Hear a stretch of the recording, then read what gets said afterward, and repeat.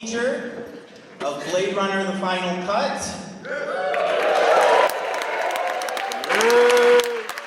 In 35mm widescreen. And for those of you who are genuine maniacs, a double feature with Robocop. The unrated director's cut 4K restoration. It is so wonderful to see this theater completely packed. This is a 101-year-old Castro theater. Can we give it a round of applause?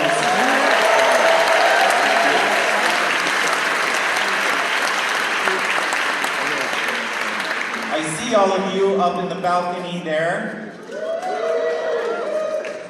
And to come out to a movie that I am sure many of you own multiple copies of on multiple medias. You're constantly having to update all the different versions.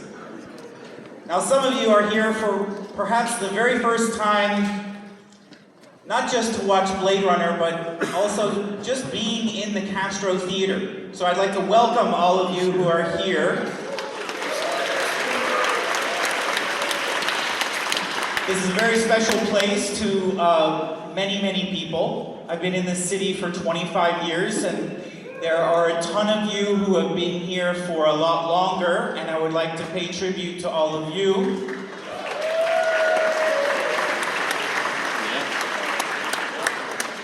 The Castro Theater has been your second home, and you have watched many movies.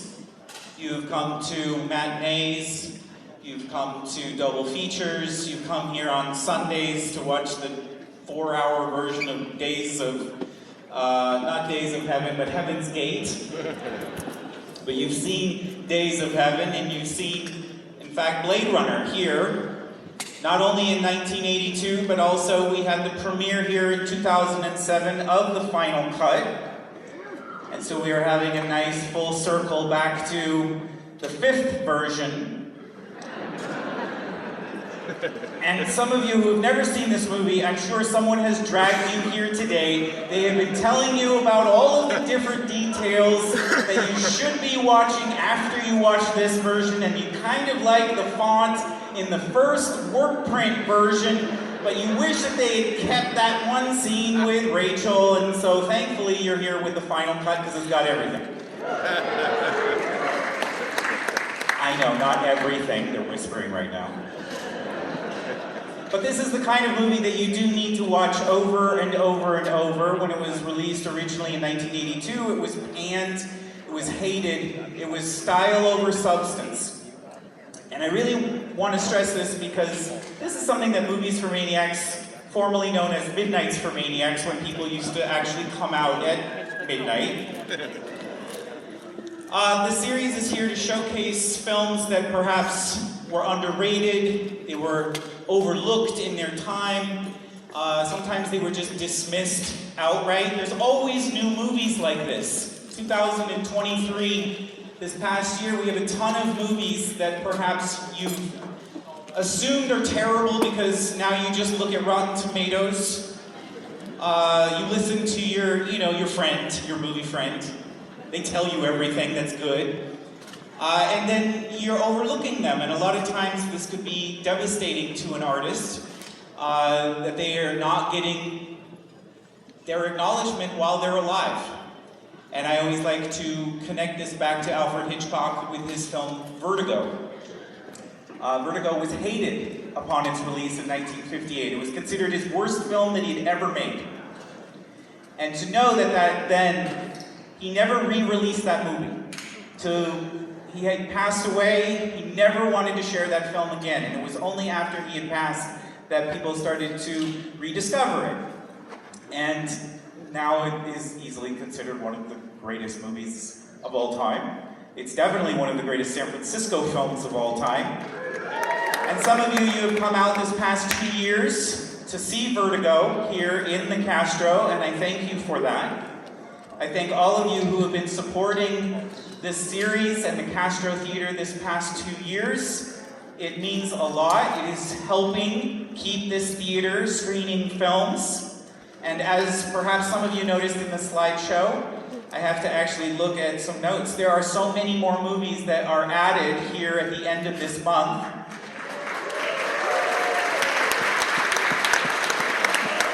And that's how it happens, is tonight, is if you show up, then more movies will get booked. And it is so exciting to announce Stanley Kubrick's 2001: A Space Odyssey. Yeah.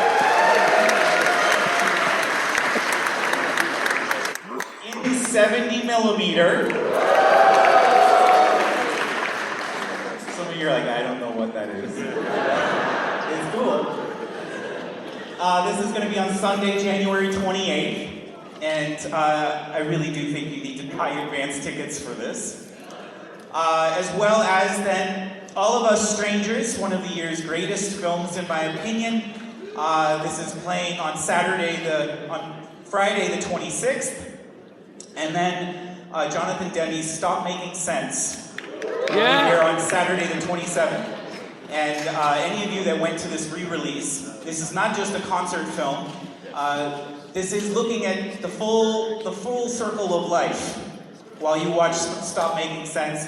And I've never seen so many people get up and dance in a theater until Beyonce and Taylor Swift made a film.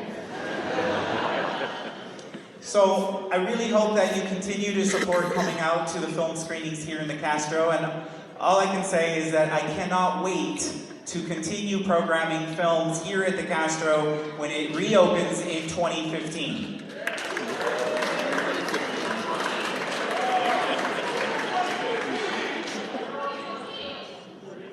$2025. Yeah.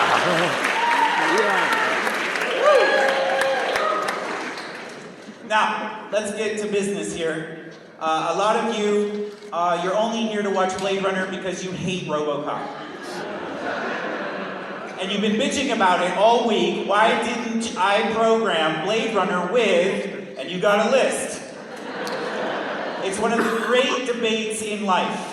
Is hard sci-fi versus speculative fiction.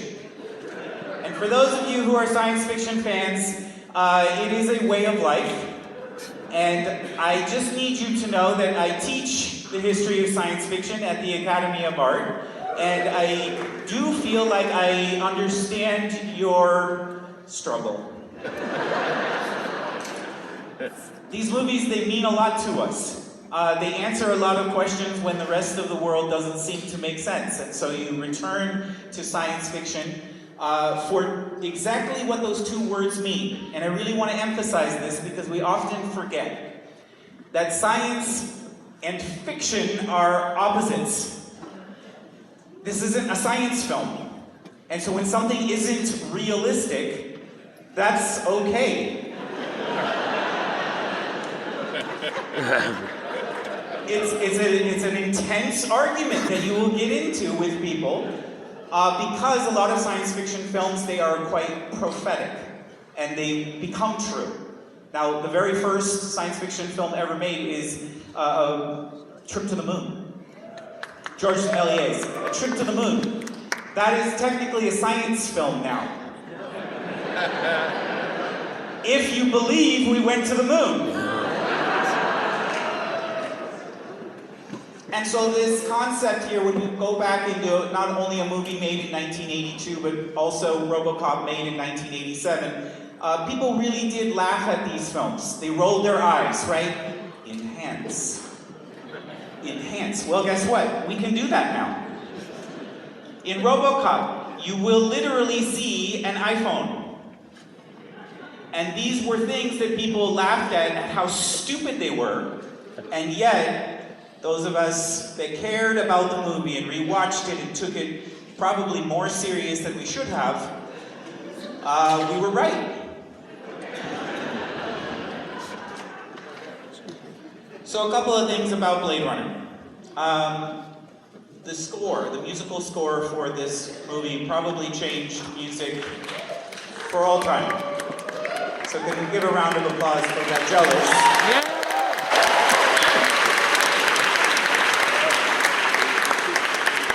And then secondly, I hope that you paid attention to the slideshow. I put a lot of hard work into, seemingly unimportant facts and details, but one is to know that our cinematographer, some of you know his name.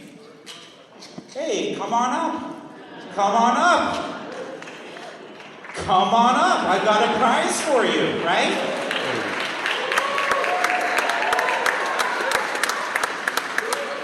Yeah. You can just cut right through here. Don't be shy. Now, forgetting that, Jeff Cronenworth, we've got a very interesting situation where you can choose the vinyl soundtrack of Blade Runner or a CD. Hold up. This is the expanded score on CD. Hold up. CDs are worth money now. So if you don't want yours, give them to me. What would you like? You're gonna take the vinyl. All right. Yeah.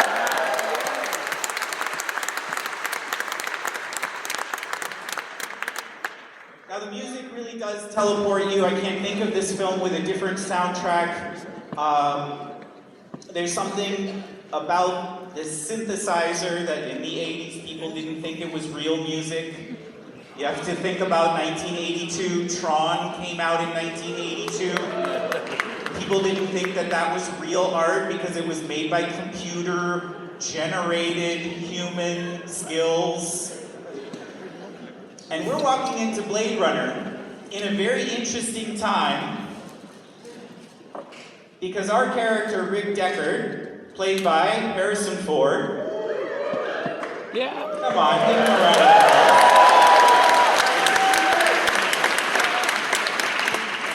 I'm just gonna give you one heads up. He's an anti-hero. And this is very confusing for audiences in 1982 as well as audiences now in 2024. Anti-heroes are complicated characters. And this might help you for some very intriguing sequences that you are going to walk into. Now, I do need to give you a big warning tonight. Both of our movies are rated R.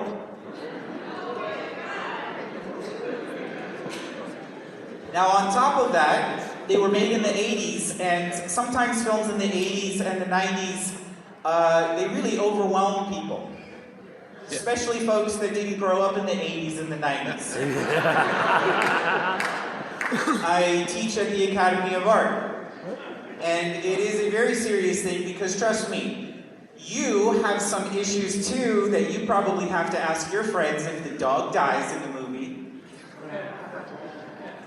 So, I'm bracing every one of us who, in fact, are really overcoming some serious times right now, and we're watching some very serious movies. And if you have any issues, please make sure to just come on out into the lobby. You can take a little deep breath, and then hopefully you're going to come back in. Because both of these films, they're smart. And they really do know what they're talking about. And we are going to have a very interesting discussion once we get to the end of each of them tonight. Now, if you could pull out your screen print.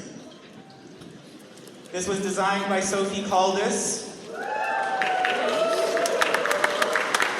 And Sophie Caldas has been doing all of the designs of our screen prints this past 2 years here at the Castro.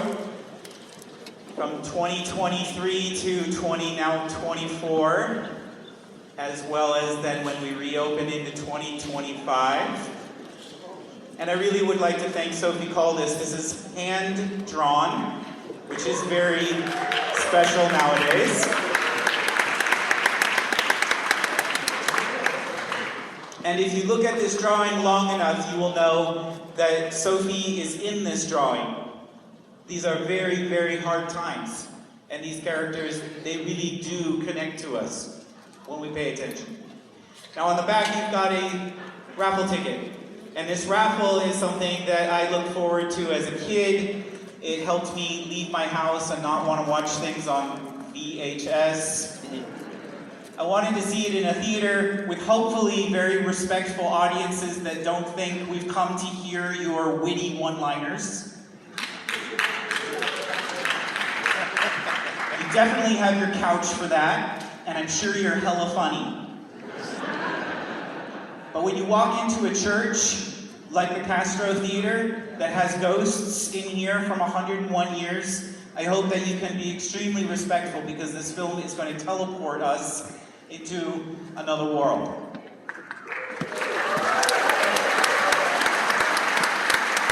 Now up here in the top right-hand corner, this is in tribute to our projectionist tonight, Jeff Roots. Can you give him a round of applause? Yeah.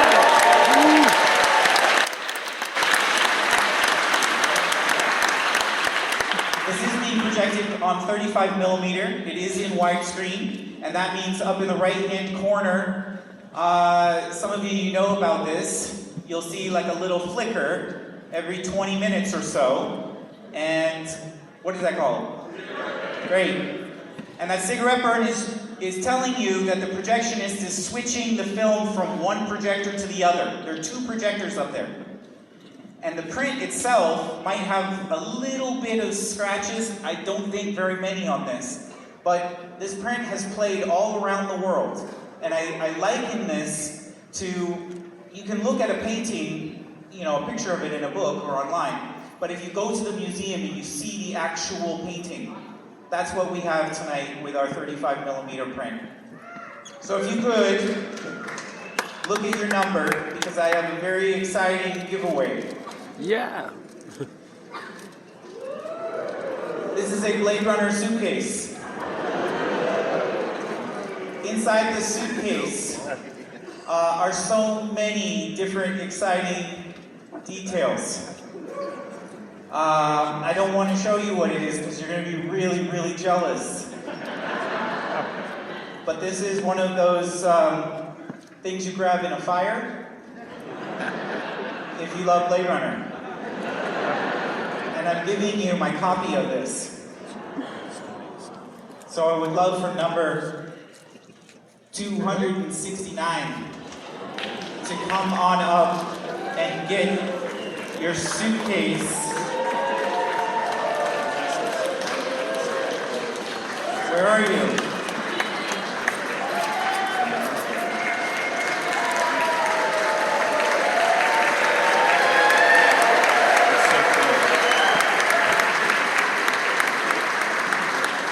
You know they're going to kill you for this. There you go. Nope, you keep your ticket. Well, give them a round of applause. Yeah.